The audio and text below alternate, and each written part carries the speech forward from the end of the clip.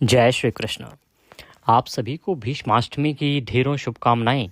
प्रिय दर्शकों, आज हम बात करेंगे भीष्माष्टमी के विषय में, माघ मास के शुक्ल पक्ष की अष्टमी के विषय में। अभी तक इस अष्टमी को आप दुर्गा अष्टमी के रूप में, गुप्त नवरात्रि अष्टमी के रूप में जानते होंगे, पर आप जानते हैं इस अष्टमी की महिमा शास्त्रों में बहुत अधिक कही गई है। खूब भर भर के लिखा है शास्त्रों में इसके विषय में कि ये जो अष्टमी है ये आपके एक वर्ष के पापों का नाश कर देती है, और ये एक अष्टमी आपके एक वर्ष के पुण्य का भी नाश कर सकती है। अब आपको किसका नाश करवाना है ये आपका निर्णय है। आप चाहें तो आपके सभी पाप नष्ट हो जाएंगे, और अगर आप चाहें तो आपके सभी पुण्य भी नष्ट हो जाएंगे। अब चाहेगा तो कोई नहीं कि उसके पुण्य नष्ट हो जाएं, पर एक काम है जो आपने इस दिन अवश्य करना चाहिए। जो मनुष्य इस दिन ये कर्म नहीं करता है उसके एक वर्ष के पुण्यों का नाश हो जाता है, और यदि वह व्यक्ति इस कर्म को करता है तो उसके एक वर्ष के सभी पाप नष्ट हो जाते हैं। बहुत छोटा सा काम है, 10 मिनट का काम है ये, और ये कार्य है भीष्म पितामह को जल अर्पण करना, उनका तर्पण करना। जो भीष्म को तर्पण नहीं करता इस दिन वह घोर पाप का भागी होता है, ऐसा शास्त्र कहते हैं, मैं नहीं कह रहा। विस्तार से जानेंगे कि इस दिन आप किस प्रकार से भीष्म को यह जल अर्पित करेंगे, क्या विधि होगी, क्या नियम होंगे, कैसे इस दिन का आप अधिक से अधिक लाभ ले सकते हैं, और ये तिथि कैसे पितृदोष को नष्ट करती है। बड़ा से बड़ा पितृदोष, अगर बड़े से बड़ा पितृदोष भी है तो वह भी नष्ट हो जाएगा। क्या करना होगा उसके लिए, और पितृदोष नष्ट होगा, भीष्म का आशीर्वाद मिलेगा तो आपके जीवन के बड़े बड़े संकट दूर हो जाएंगे। शास्त्र कहते हैं कि जब आप भीष्म को जल देते हैं आपके पितृदोष दूर होते हैं, पितृ प्रसन्न होते हैं, और उससे आपको आर्थिक लाभ होता है, मानसिक शांति मिलती है, ग्रह कलेश समाप्त होता है, परिवार टूट की कगार पर है तो वह भी लाभ देता है, और आपके जीवन में खुशियों का आगमन होता है। इसीलिए इस तिथि का आपको खूब लाभ लेना चाहिए। क्या करेंगे इस दिन, क्या नहीं करेंगे, संपूर्ण जानकारी विस्तार से आपको समझाते हैं। आपसे निवेदन है कि वीडियो यदि थोड़ा सा भी उपयोगी लगे तो एक बार लाइक अवश्य कर दीजिएगा। पितरों के आशीर्वाद से आपके जीवन के संकटों का नाश हो और धन धान्य की प्राप्ति हो, इसके लिए कमेंट बॉक्स में अवश्य लिखिएगा ओम भीष्माय नमः। आप देख रहे हैं देवभूमि ज्योतिष संस्थान का प्रतिष्ठित यूट्यूब चैनल देवभूमि धार्मिक। हम यहाँ पर सभी व्रत और त्योहारों की सही शास्त्रीय जानकारी प्रदान करते हैं। ज्योतिष शास्त्र और पंचांग के आधार पर आपको बताते हैं कौन सी तिथि कब है, व्रत आदि कब करना है, क्या विधि है, क्या नियम है, और क्या गलती नहीं करनी है। यदि आप सभी व्रत और त्योहारों की सही शास्त्रीय जानकारी पाते रहना चाहते हैं तो कृपया चैनल को सब्सक्राइब कीजिए और बेल आइकन को प्रेस कीजिए। जब आप सब्सक्राइब का बटन दबाएंगे तो वहाँ एक घंटी का निशान बना हुआ आएगा, उसको अवश्य दबाइएगा, तभी आपको हमारे सारे वीडियो प्राप्त होंगे, अन्यथा आपसे जानकारी छूट जाएगी। अब आप हमारे साथ व्हाट्सएप पर भी जुड़ सकते हैं प्रिय दर्शकों। इससे लाभ ये होगा कि सभी जानकारी सीधे व्हाट्सएप पर आती रहेंगी। व्हाट्सएप पर जुड़ना चाहते हैं तो वीडियो के अंत में एक नंबर आएगा 900 से, उस पर व्हाट्सएप मैसेज कीजिएगा अपना नाम और कहिएगा कि आपके नंबर को जोड़ दिया जाए, तो हम आपको अपने व्हाट्सएप ग्रुप पर ऐड करेंगे और फिर सब जानकारी सीधे मोबाइल पर आपको प्राप्त होती रहेंगी। आइए जानकारी आरंभ करते हैं, बात करते हैं भीष्माष्टमी, उसके महत्व और उस दिन किए जाने वाले कर्म की। शुक्ला अष्टम्याम तु माघस्य दद्यात् भीष्माय यो जलम संवत्सर कृतं पापम क्षणादेव नश्यन्ते। इसका अर्थ है कि जो माघ मास के शुक्ल पक्ष की अष्टमी के दिन भीष्म पितामह के निमित्त जल अर्पित करता है, तर्पण करता है, उसके वर्ष भर के पाप नष्ट हो जाते हैं। अर्थात उसने जो भी पाप पिछले वर्ष में किए होंगे उन सब का नाश हो जाता है केवल भीष्म पितामह का जल तर्पण करने से।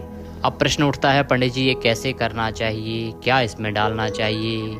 इसके विषय में शास्त्र कहते हैं कि माघे मासी शीता अष्टम्याम सतिलम भीष्म तर्पणम, अर्थात माघ मास की अष्टमी के दिन भीष्म पितामह को जो तर्पण आप करेंगे वो तिल युक्त तर्पण होना चाहिए। काले तिल का प्रयोग उसमें होना चाहिए। जल में थोड़े से काले तिल डाल के फिर उससे तर्पण करना चाहिए। तो शास्त्र कहते हैं कि जब आप इस दिन पर भीष्म पितामह को जल अर्पित करेंगे, अर्घ्य देंगे, तर्पण करेंगे काले तिल डाल के, तो आपका जो पितृदोष है ना वो तत्क्षण ही नष्ट हो जाता है, उसी समय नष्ट हो जाएगा। मैं आगे इसकी विधि बताऊंगा विस्तार से कि कैसे आपको ये जल तर्पण करना है, कैसे जल देना है भीष्म पितामह को। पहले आप इसकी महिमा को समझिए। प्रिय दर्शकों, आज आपके जीवन में सबसे बड़ी परेशानी क्या है? आप अनेक प्रयत्न करते हैं लेकिन धन की प्राप्ति नहीं होती, अर्थात व्यापार है, बड़े परिश्रम के बाद भी व्यापार बढ़ता नहीं, रुकावटें आती रहती हैं। धन कमाते हैं तो रुकता नहीं, नौकरी किसी को मिल नहीं रही है, मिलती है तो छूट जाती है, तरक्की नहीं हो रही है, मतलब आर्थिक हालात जो हैं वो दिनों दिन बिगड़ रहे हैं। ये सूचक है पितृदोष का, पितरों की नाराजगी का। घर में कलह कलेश, बात बात पे, छोटी छोटी बात पे क्रोध और झगड़े उत्पन्न हो जाते हैं। घर में रोज कलेश होता है, परिवार टूट रहे हैं, पति पत्नी के बीच में कलेश हो रहा है, तो इसका भी बड़ा कारण पितृदोष या पितरों की नाराजगी हो सकती है। उसके कारण ऐसी स्थिति उत्पन्न होती है। यहाँ तक कि अगर आपका पितृदोष बढ़ जाए, पितरों की नाराजगी बढ़ जाए, तो शास्त्र कहते हैं कि आपके घर में संतान उत्पत्ति तक रुक जाती है, संतानें भी उत्पन्न होनी बंद हो जाती हैं।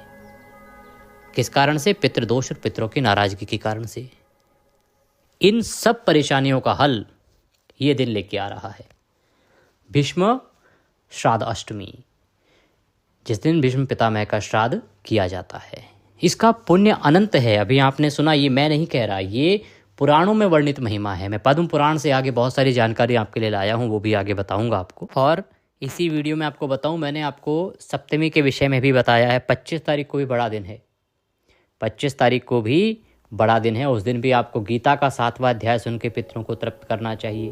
लेकिन ये जो तर्पण है ये भीष्म पितामह के निमित्त करेंगे आप, जो 26 को करना है, और जो 25 को करना है वो अपने पितरों के निमित्त करेंगे आप। अर्थात जो 25 को जल देंगे उसमें आप अपने पितरों को स्मरण करेंगे, उनको तृप्त करेंगे, उन्हीं को जल देंगे। जो 26 को करेंगे ये भीष्म पितामह को जल अर्पित करेंगे।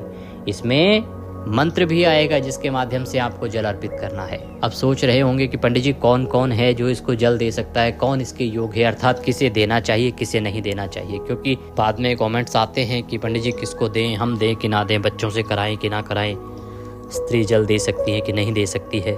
तो प्रिय दर्शकों, मैं यहाँ बता दूँ कि इसको सभी लोगों को करना चाहिए, सभी लोग कर सकते हैं, और मैं कहूँगा सभी को करना चाहिए।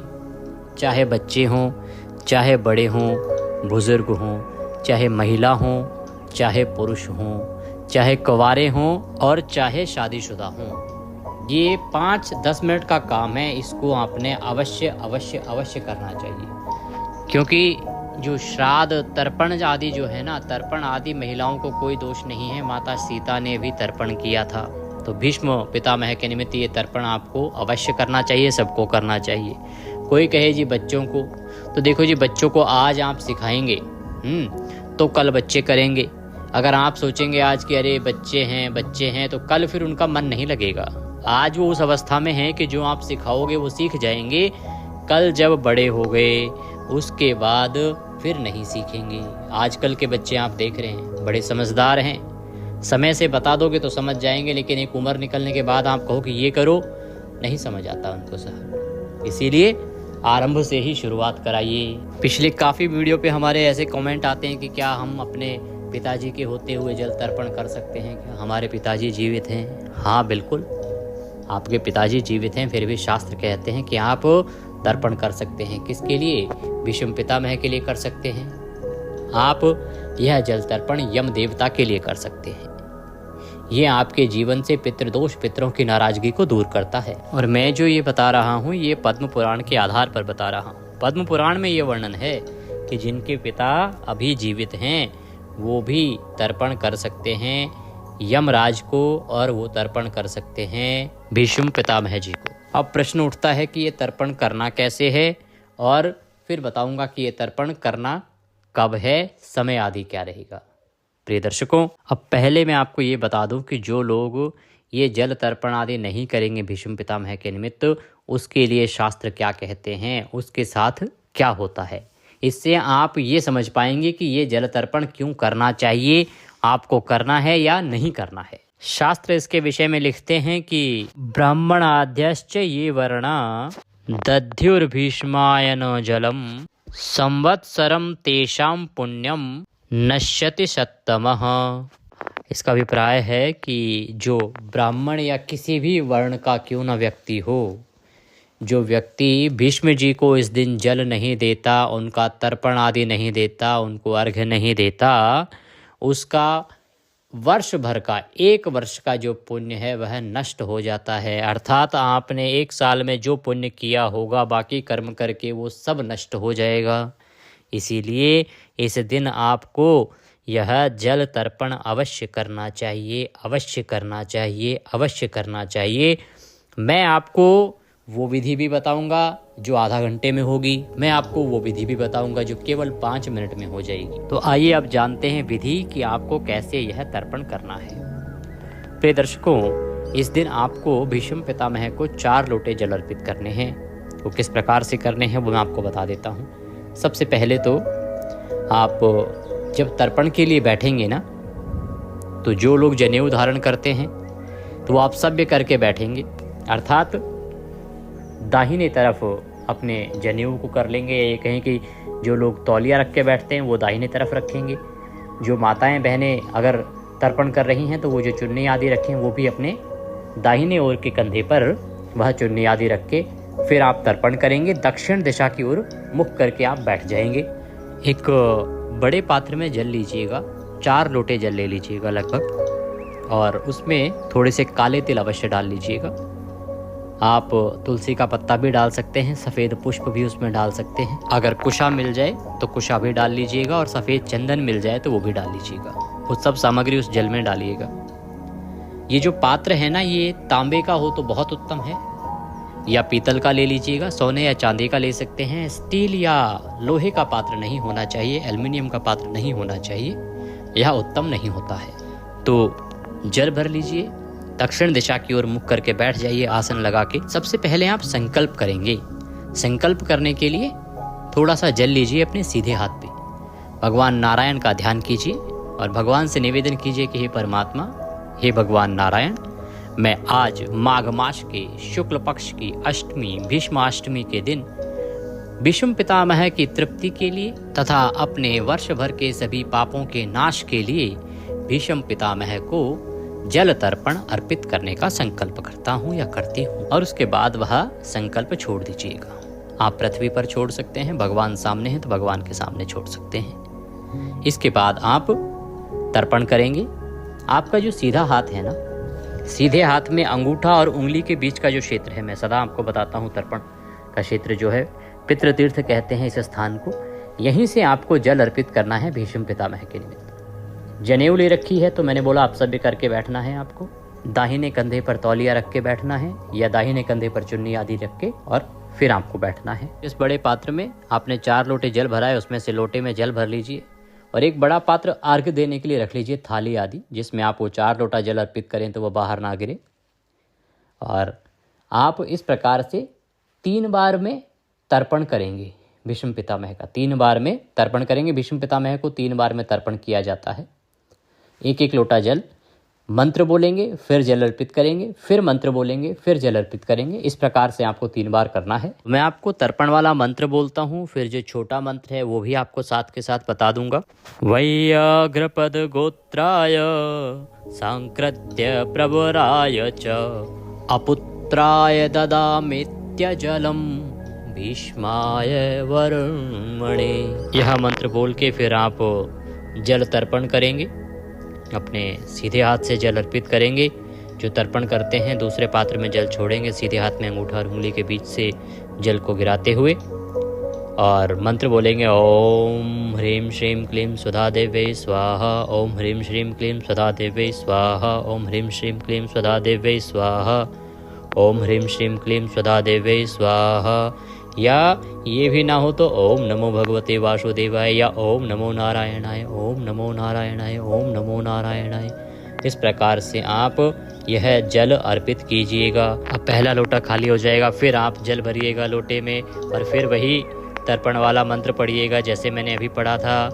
वैयाग्रपद गोत्राय सांकृत्य प्रवराय च अपुत्राय ददामेत्य जलम भीष्माय वर्मणे। और तर्पण कीजिएगा ओम ह्रीं श्रीं क्लीं स्वधा देव्यै स्वाहा, ओम ह्रीं श्रीं क्लीं स्वधा देव्यै स्वाहा, ओम ह्रीं श्रीं क्लीं स्वधा देव्यै स्वाहा।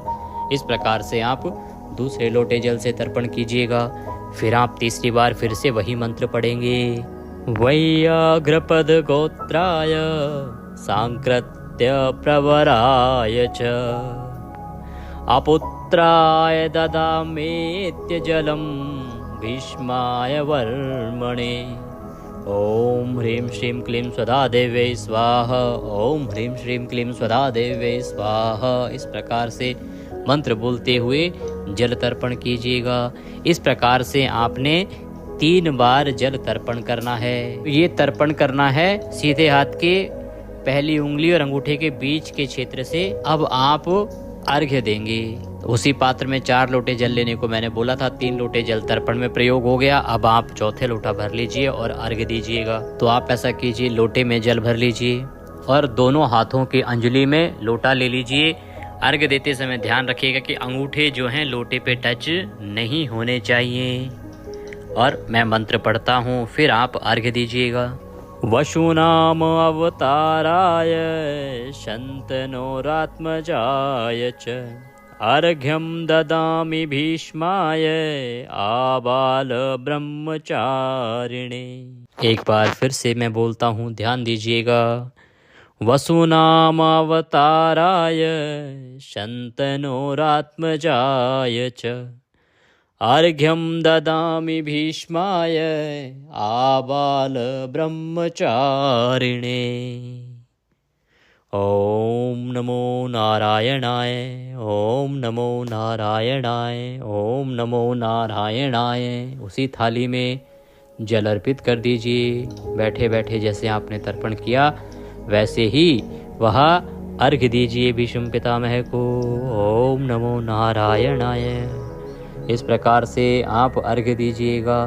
ध्यान दीजिएगा कि अंगूठा लोटे पे टच ना हो। इस प्रकार से आपने अर्घ्य देना है।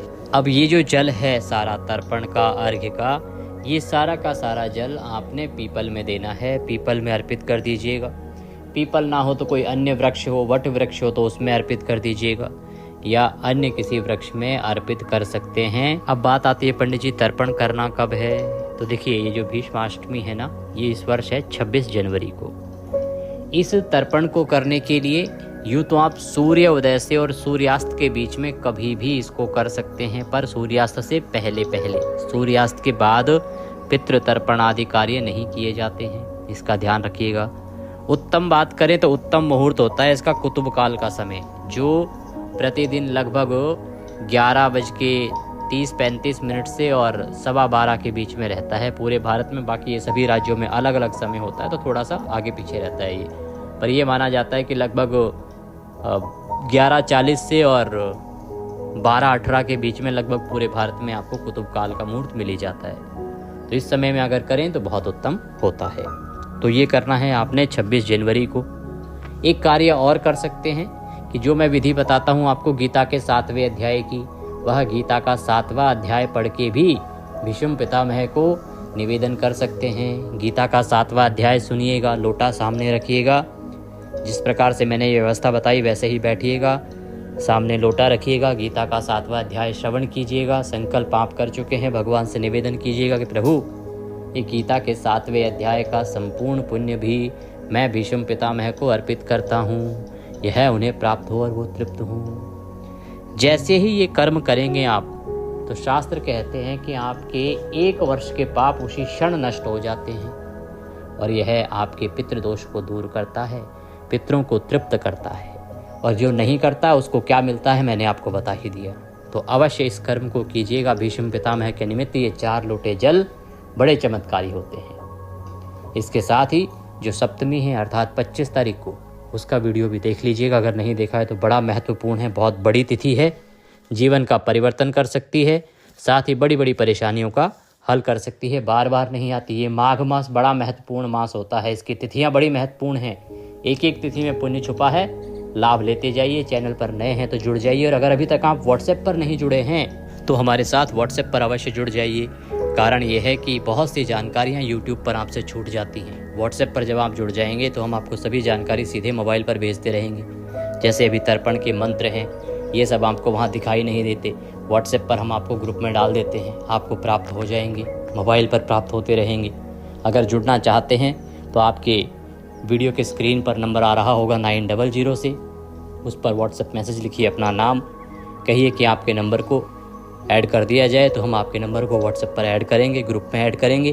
फिर सभी जानकारी सीधे आपको मोबाइल पर आती रहेंगी। यदि आप ग्रुप में ऐड होना चाहते हैं तो वो लिखिएगा। अगर आप व्यक्तिगत रूप से मैसेज प्राप्त करना चाहते हैं तो वो लिखिएगा, फिर आपको व्यक्तिगत रूप से मैसेज प्राप्त होंगे। अगर आप दक्षिणा आदि कुछ भी अर्पित करना चाहते हैं तो आपकी स्क्रीन पर जो नंबर आ रहा है 900 से, इसी पर भेज सकते हैं। जो QR कोड उसके साथ में दिया है उसको स्कैन करके भी सीधा हमारे बैंक खाते में भेज सकते हैं। आज के लिए इतना ही। भगवान नारायण सब पर कृपा करें। आज का माघ मास महात्म्य और दुर्गा सप्तशती पाठ सुनना ना भूलिएगा। हरे कृष्ण।